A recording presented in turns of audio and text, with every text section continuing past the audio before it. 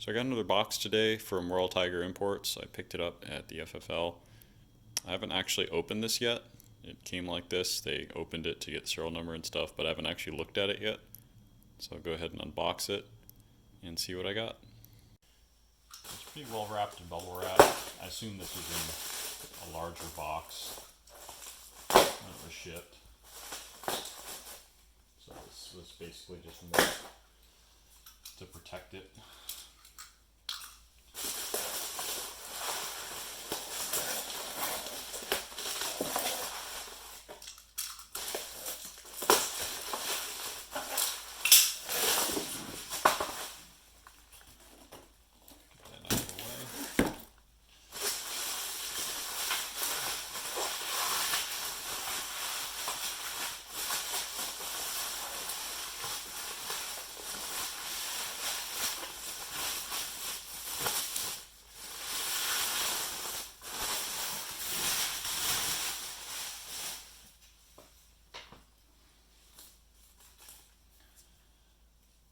Let's take a closer look at it.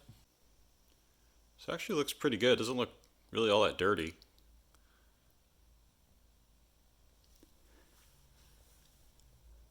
Buttstock definitely used some linseed oil, but just some minor dings. It's got a steel butt plate. Butt plate screws look good.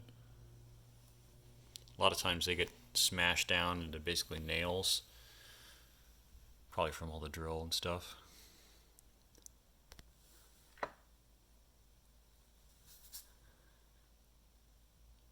Receiver looks good. Magazine has a lot of finish on it.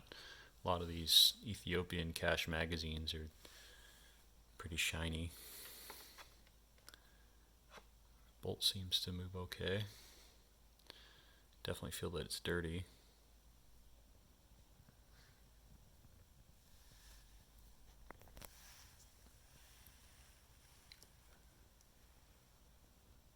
Muzzle looks pretty good. A lot of times this is just in the white, but looks like it's got a lot of finish there.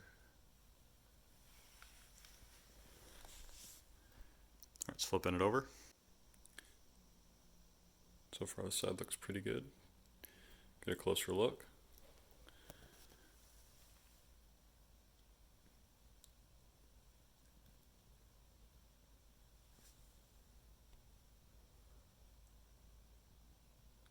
Number right there. This side has a little less finish on the magazine, but hard to tell right now, but that could be some wire wheeling with the scratches and stuff. Yep, this is a long branch, 1943.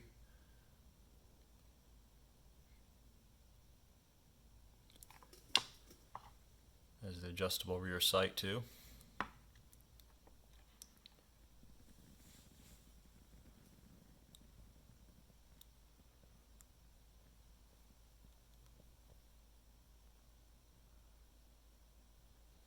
So overall looks pretty complete.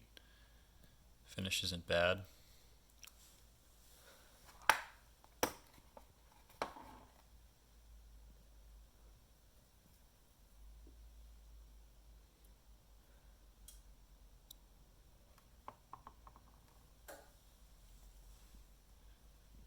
It's got some pretty crude looking sling on it. Looks like that's where they put the import mark.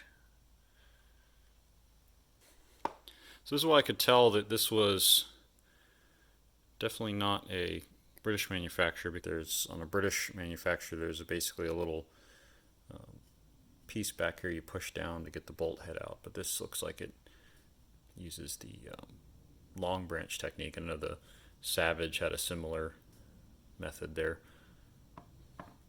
Yeah, it's a nice rear sight there.